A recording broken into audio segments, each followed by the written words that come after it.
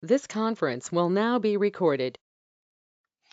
So today we are going to talk about another new chapter, that is swap space management.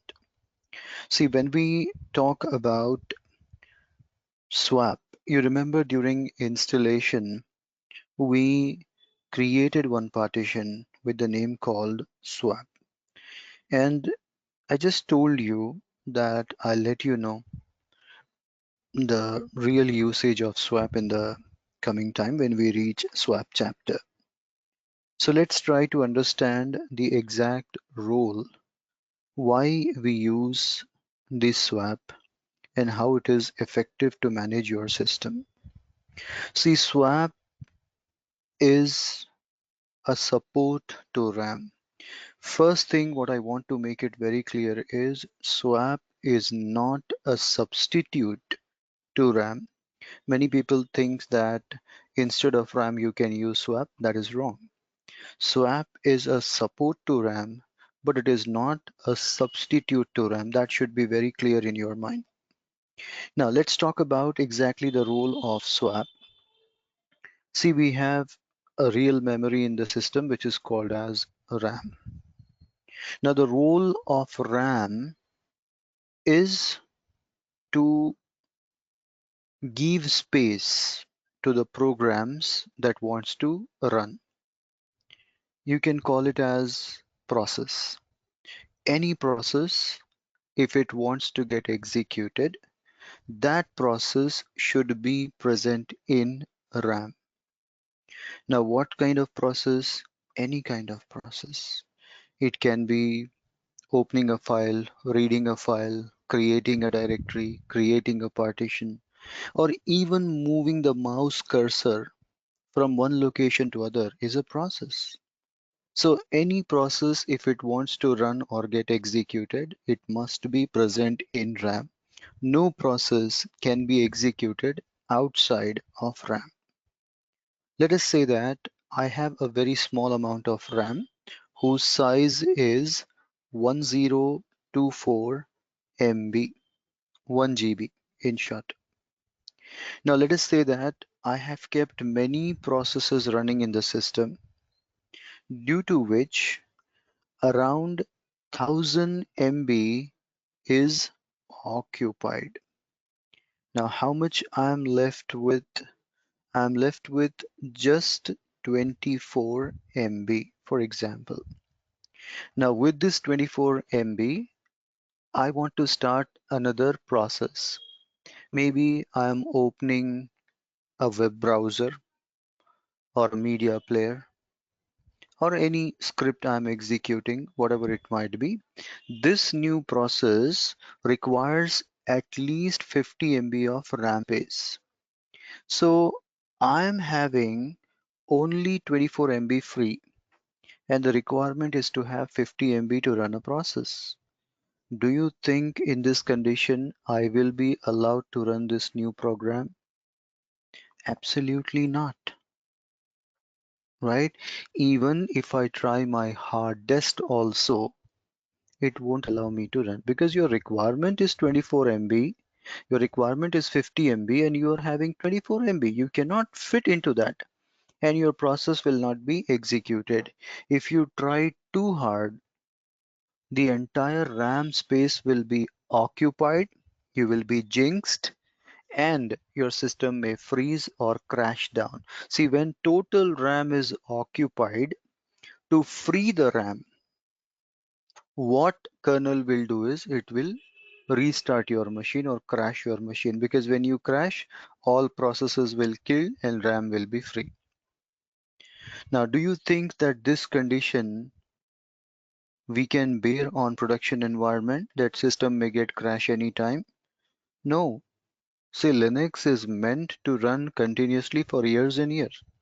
And if this situation occurs, your system may suddenly crash down. That's not good for the health of your system.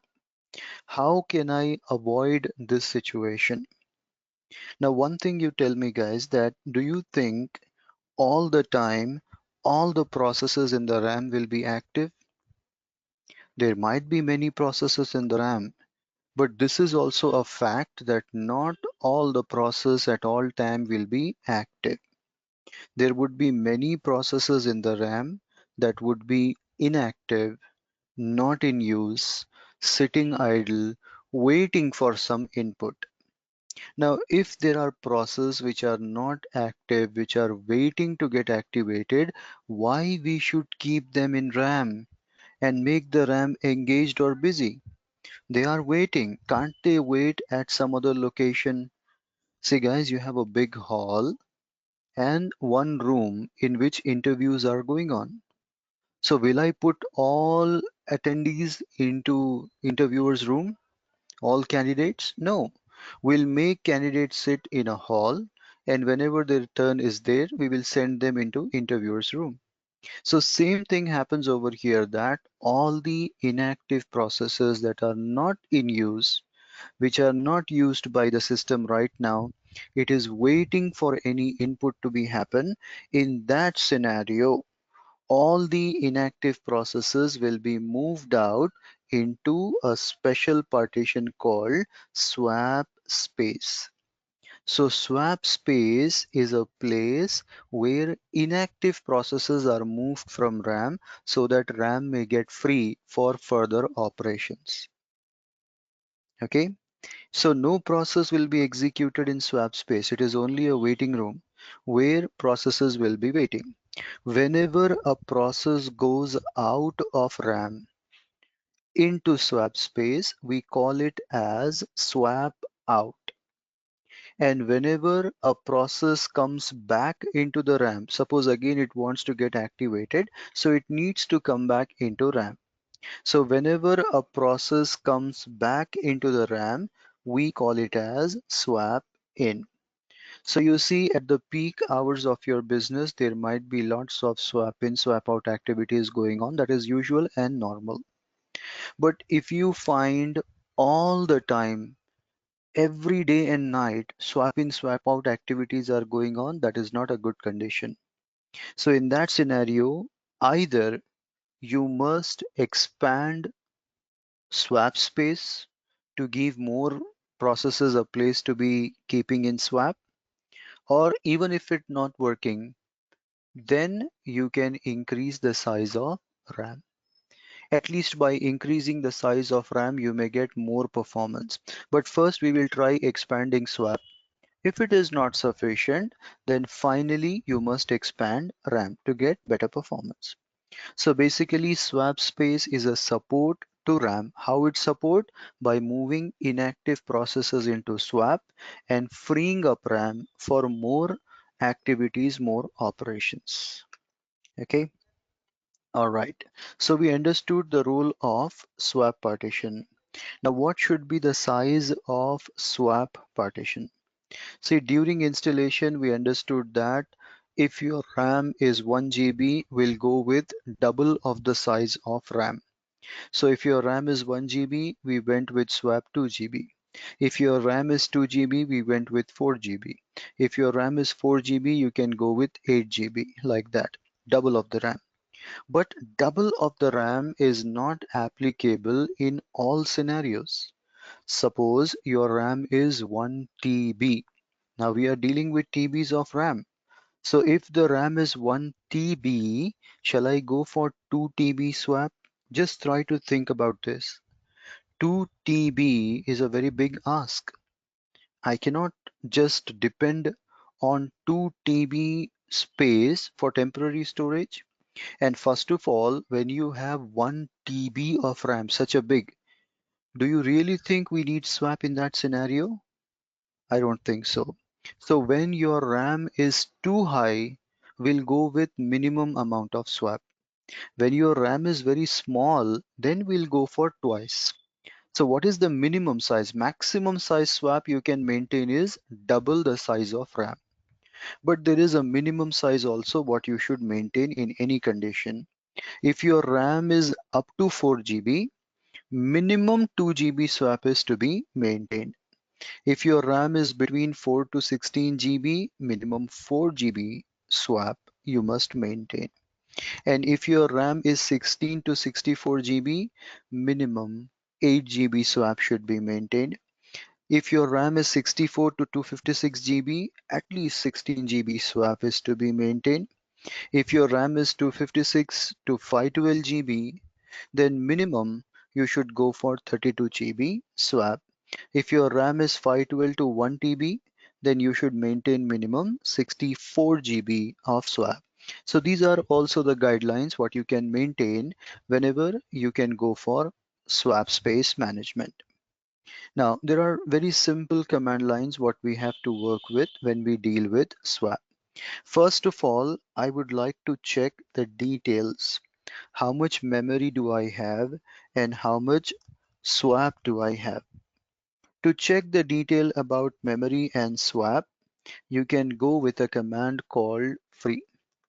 When you go with free command, it tells you what is the memory and swap detail, but it displays the output in KBs.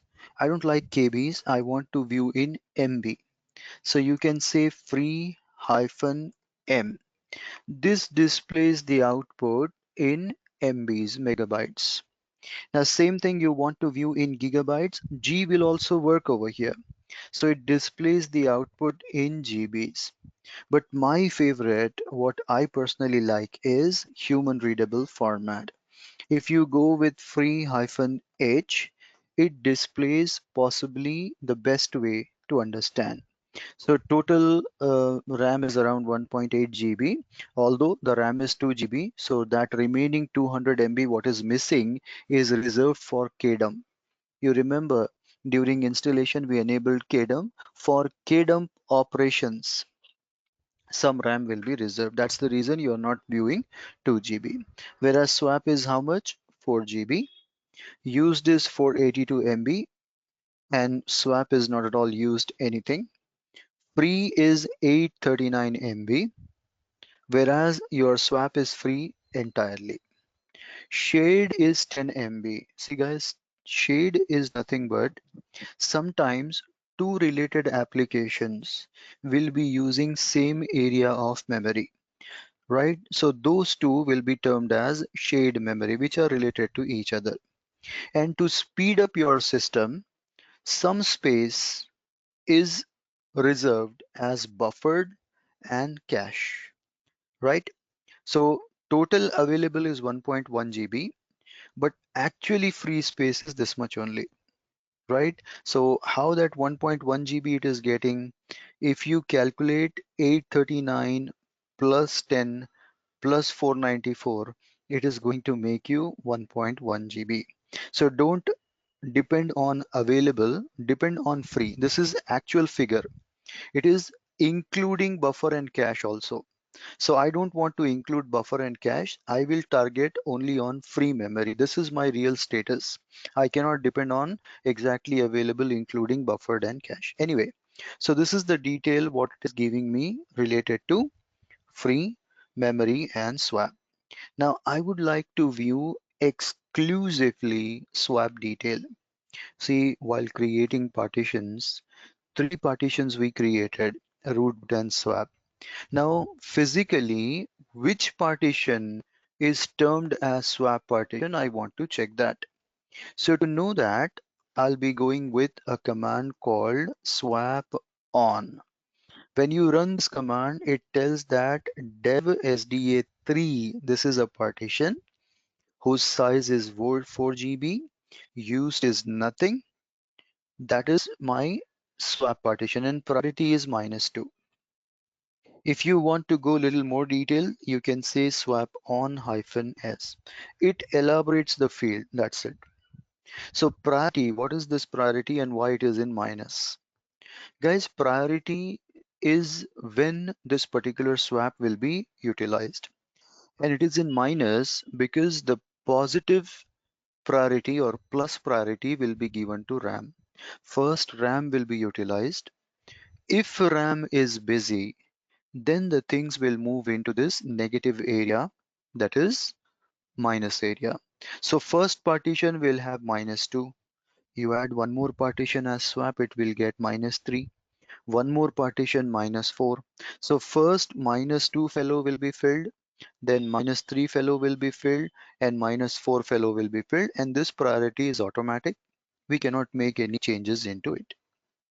Okay, now if you see in your current scenario, everything is perfect. 2 GB is the RAM and 4 GB is swap. Entire swap is free, right? Nothing is used. But on production, sometimes what happens, the RAM will be close to be filled up. Around 3 GB swap is used. Almost the RAM is filled up. 3 GB swap is also filled up. Now you should take an action. If you don't take any action, even the RAM, even the swap will be completely filled up and your system will crash then. So as soon as it reaches to 80-85%, that is around 3 GB, we should take an action. What action you can take? See, suppose all the activities are important, you cannot stop any activity. You need more space so that swap activities can be increased. So in that scenario, you can create a fresh partition, convert that partition into swap.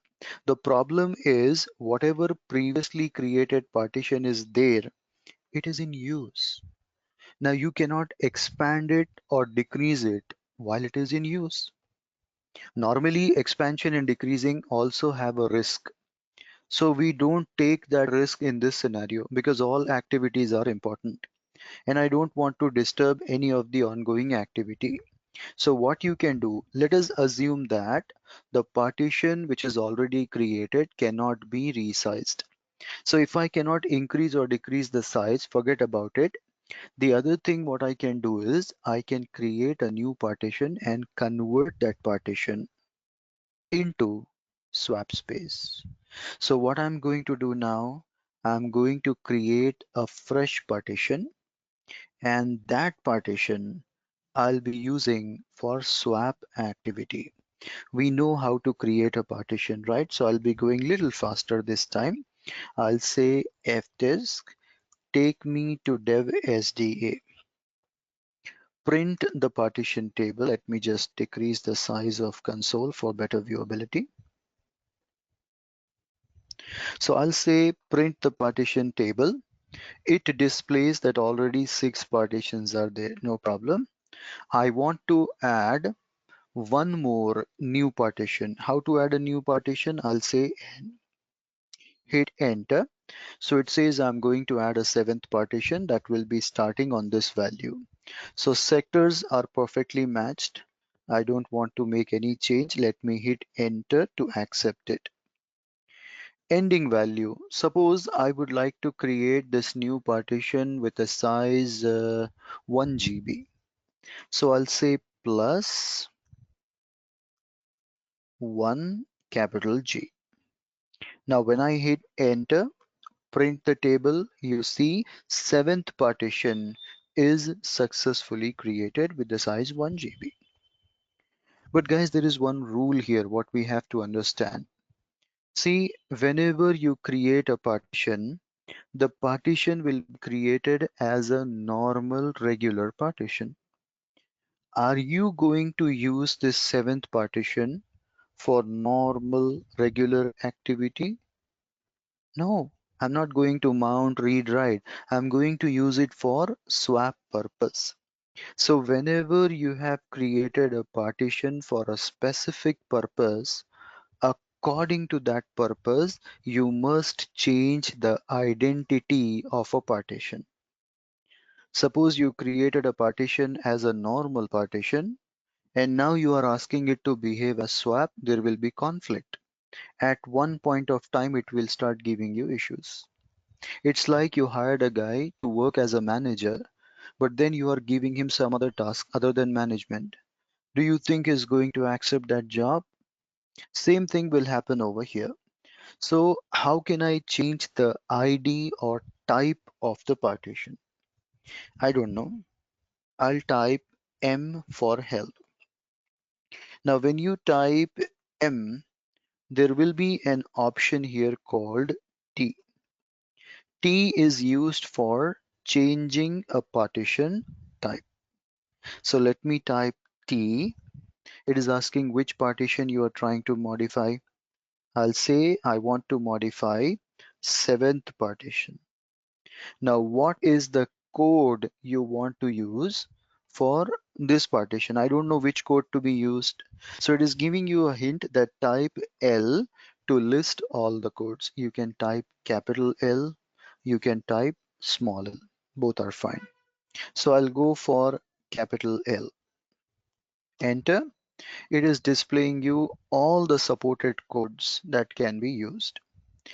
3 codes you have to remember always. Code number 82 for swap partition. Code number 83 normal regular Linux partition, and that is default also. Whenever you create a partition, by default it will choose 83 as default code. And one more code which I want you to remember is Linux LVM 8E. What is LVM? In the coming class we will try to learn that, right? So 3 codes, 82 for swap, 83 for normal Linux default code, 8E that is for LVM, right? So which code I have to use now? I need to type 82. Print the partition table and see that this partition is now compatible with Linux swap, right? So the same code is used in Solaris operating system also. That's the reason it is mentioning the name of Solaris, but ignore it. Concentrate 82 for Linux swap. Now you can use this partition for swap fearlessly. There wouldn't be any problem. Now let me save and quit this activity. How to save and come out? W. So it says partition table has been altered. Now if you run a command fdisk-l, you'll find 7th partition is there. Go with char proc partition, you'll find that 7th partition is also available over here. Now normally guys, once you create a partition, if it is a normal partition, you will format it. How you will format a partition? You will say mkfs.ext4 or you'll say xfs and format. But guys, this new partition, SDA7, I'm not going to use it for a normal purpose. Neither I'm going to format and mount it normally. This partition I'm planning to use for swap activity. So how can I format it to be used with swap? To format a partition to be used as a swap, you have to go with a command mkswap followed by partition name. So when you say mkswap and partition name, it is going to format with swap file system, which is important to hold processes. So same scenario is going on, creating partition and formatting, but in a different way. So I'll say mkswap, format the swap partition SDA7. So you see it is formatted with swap space and UUID is also generated. You know very well where to use that UUID concept. Now after creating a partition and formatting, if it is a normal partition, you will mount and unmount, correct? Here, I'm not going to mount and unmount. See, concept is same, but instead of calling it mounting and unmounting, we call it with a different name, activating and deactivating. Concept is very much same like mounting and unmounting, but different name is used, activating and deactivating. To activate a swap partition, you have a command swap on partition name. To deactivate, you have to use swap off partition name, simple command. So let me activate it. Before activating, check the status free-h, and what is the status of swap? 4 GB. Swap on, SDA3 is the only partition that is being used for swap. Now let me activate it. I'll say swap on dev SDA7. Now you check free-h. Earlier it was showing 4 GB. Now the size increased to 5 GB. Go with swap on command and you'll find SDA7 is also added in the list of swap and the priority it's showing is -3. So first this flow will filled up. then this fellow will be filling up. Now let me deactivate it. If I don't need it, I can also deactivate. How to deactivate?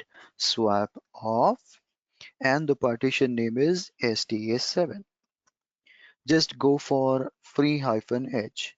Earlier it was showing 5 GB, now it reduced to 4 GB. Earlier there were two partitions, SDA3 and SDA7. Now if you check swap on, it is showing only one partition. So this is the way how you can actually format and activate, deactivate the swap partition.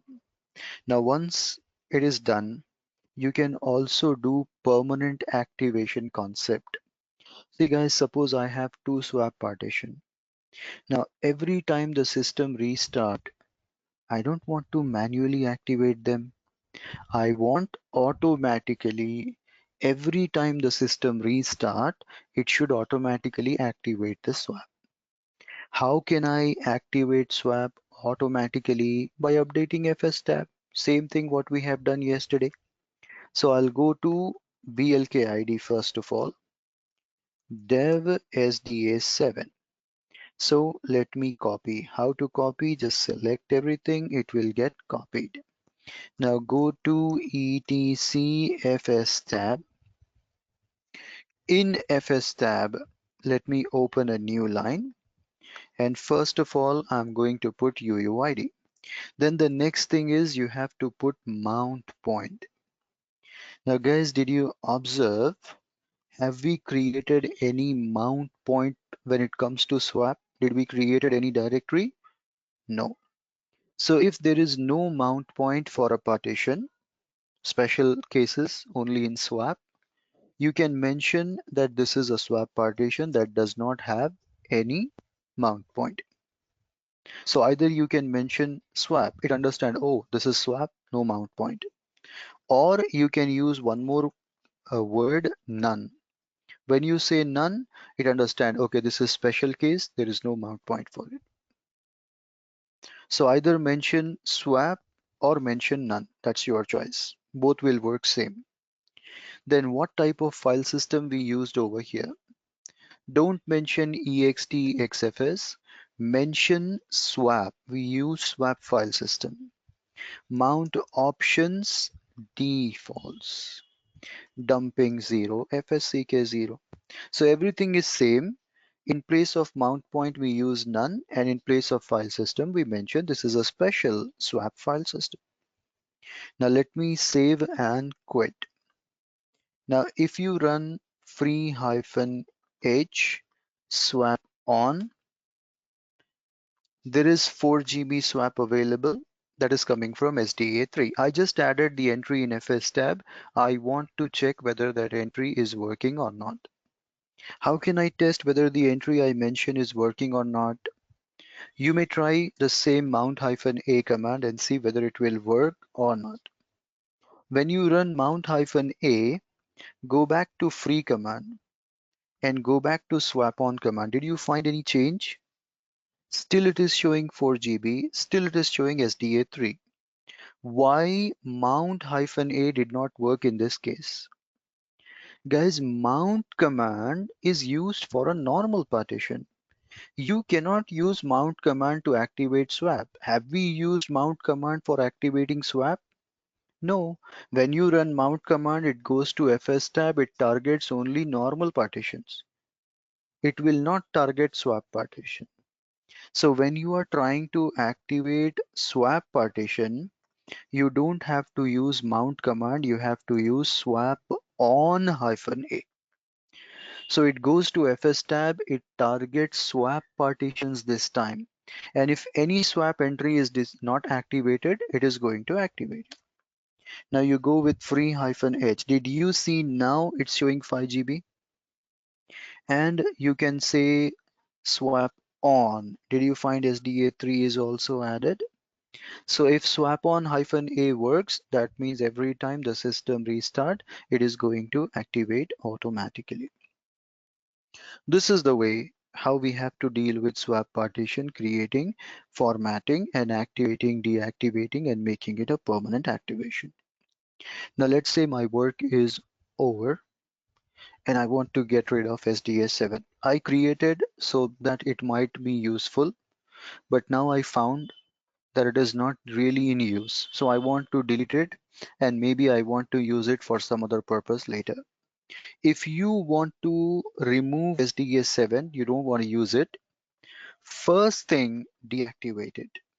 So I'll say swap off slash dev SDS7. It's gone. Yes, it's no more active. Check free-h also, you're back to 4 GB. Step number 1, deactivate swap. Step number 2, many people forget that and at next boot they'll face issues. Step number 2, go to FS tab. Don't forget to remove the entry what you have added, because if the partition is deleted and entry you have not removed, next reboot it will definitely hang at booting. Then again you have to access FS tab and remove this entry to work. So if you don't want that problem, delete the entry first. By typing DD, the whole line will be deleted.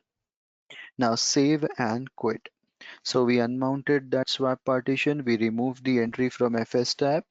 Now you can go to fdisk or parted and you can delete 7th partition.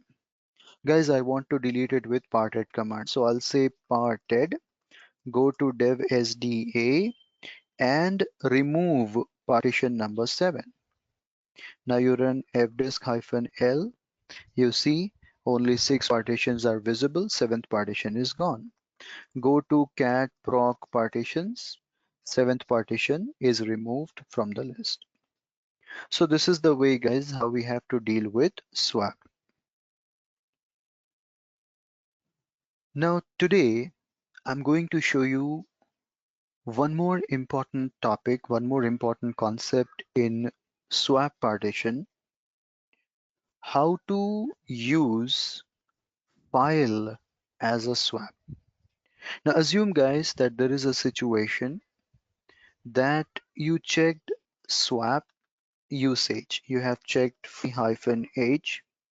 As of now, it is telling that out of 4 GB, entire 4 GB is free because this is a text box. There is no production activities going on. So obviously it is completely free.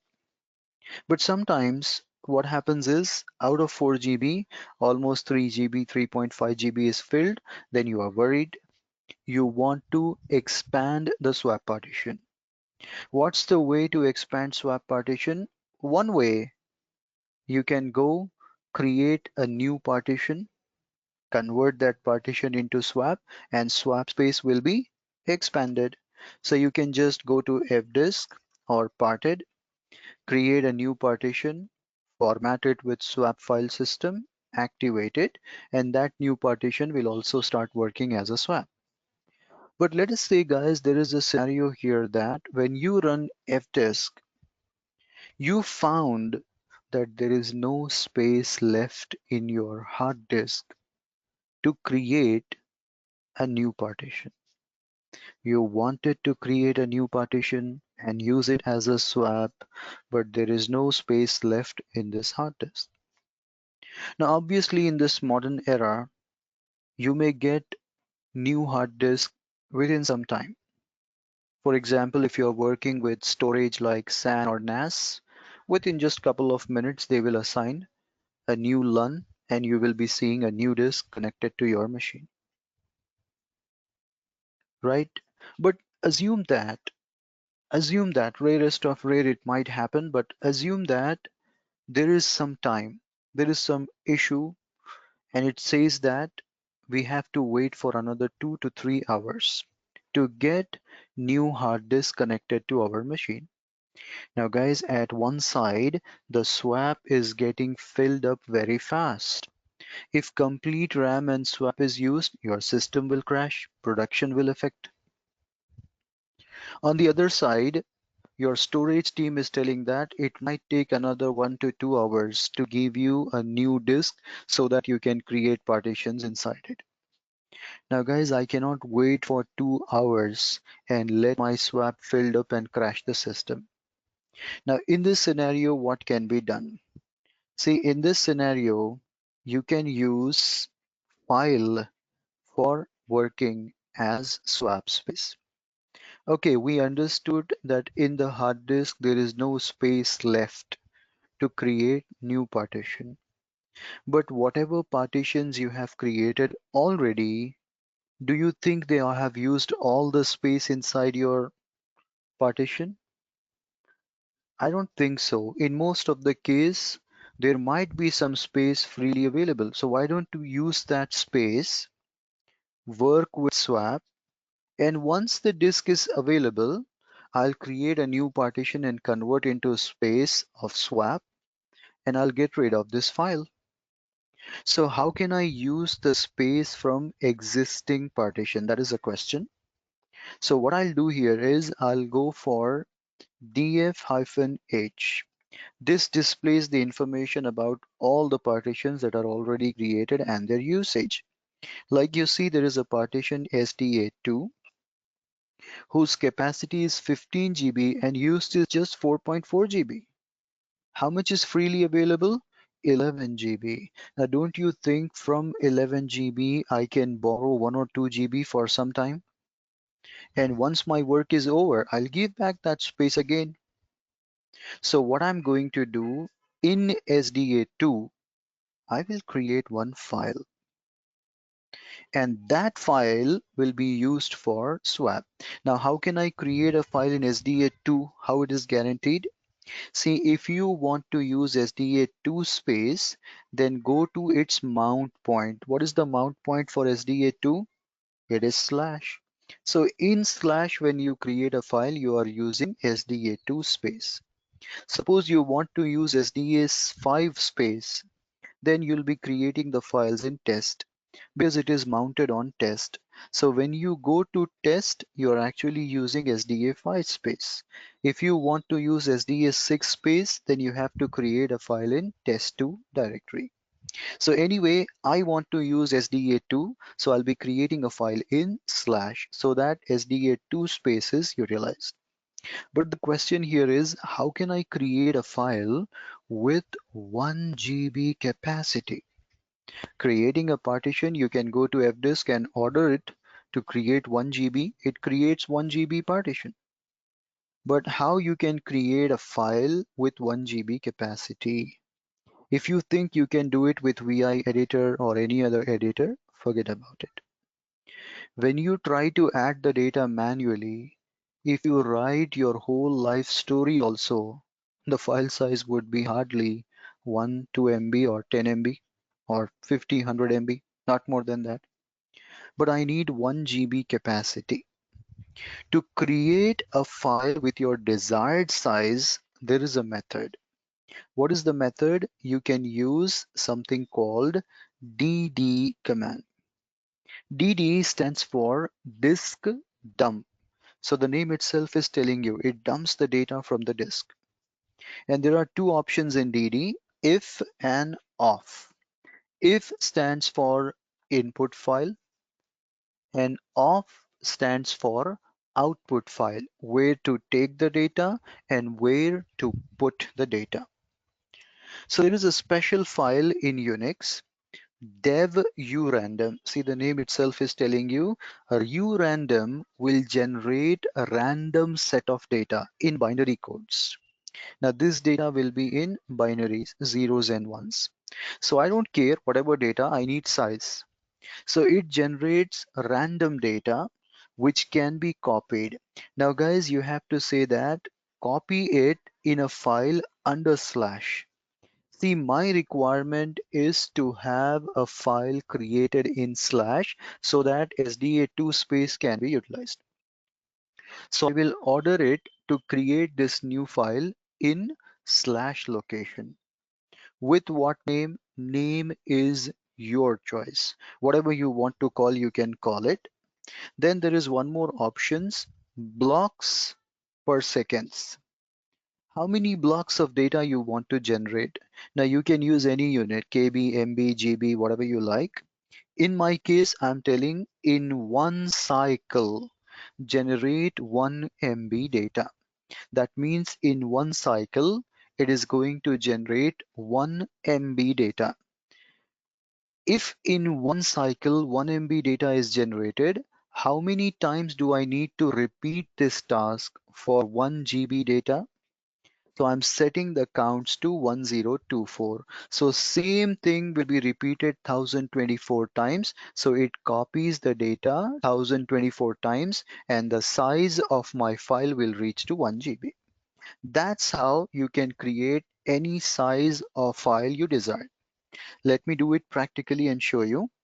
I'll say dd, take the input from /dev u random file and put it in slash with what name? Name is your choice. I'm calling it swap file.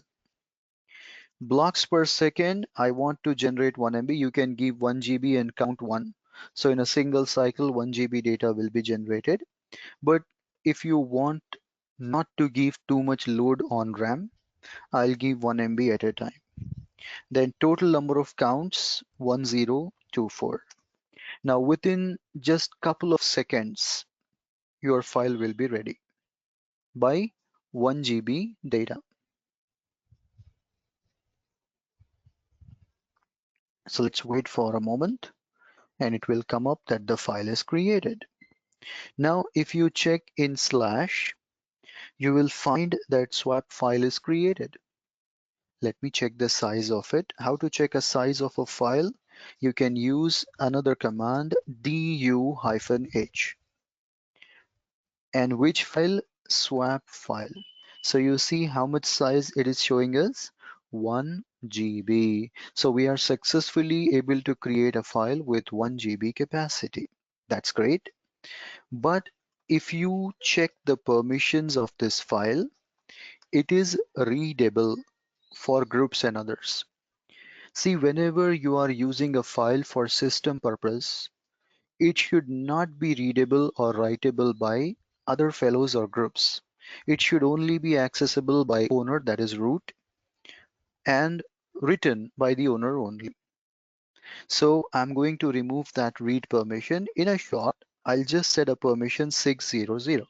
6 means read write for owner, no permission for group, no permission for others. On which file? Swap file. Just check it out. Only the owner is having permission and group and others are not having any access. This is mandatory. If you don't do that, the next step will warn you that go back and please change the permissions. Okay, so step number 1, we created a file. Step number 2, we changed the permissions. Now step number 3, you should format the file with swap file system. How can I format with swap file system? The same command what we use to format a partition with swap. To format a partition, I'll use mkswap, same command I'll be using here.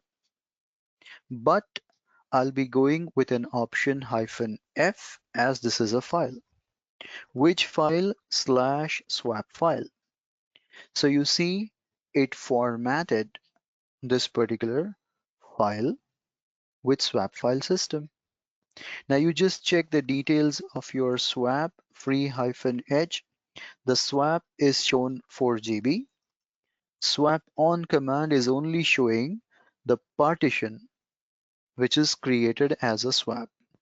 And out of 4 GB it says 3.3 MB is used. Maybe this time the usage has or just 3 MB is utilized. Now let me activate this file to be used as a swap.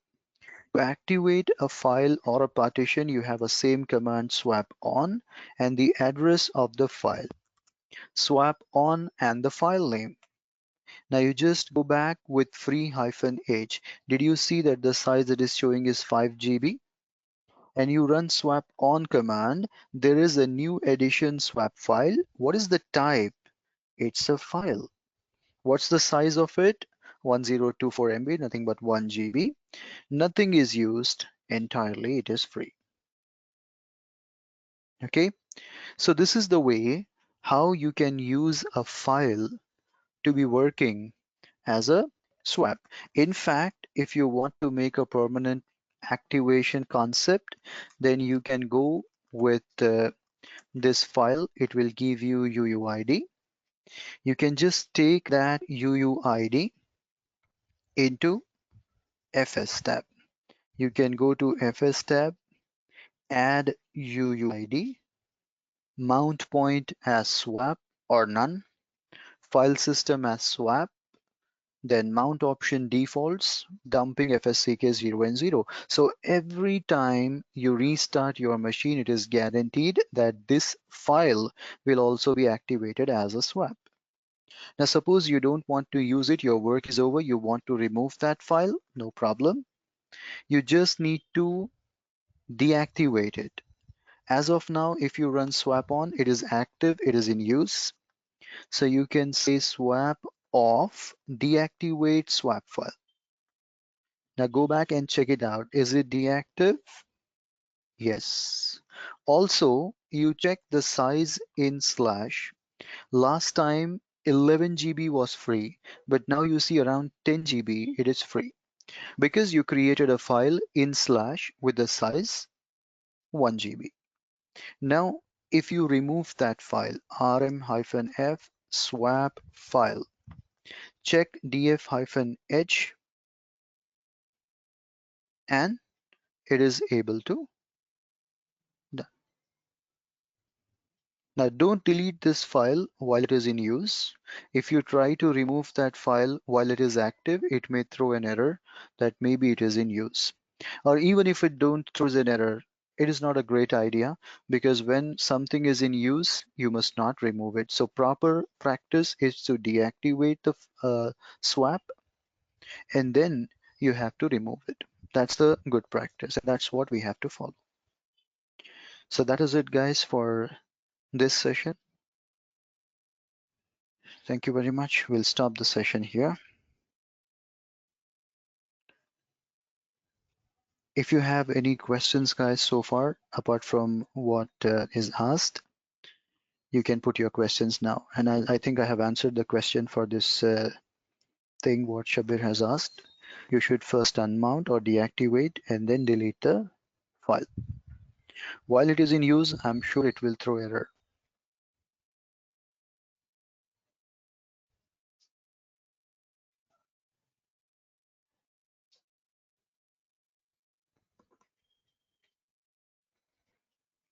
Now, any other thing, guys, you have questions or doubts, you can put your questions and doubts now.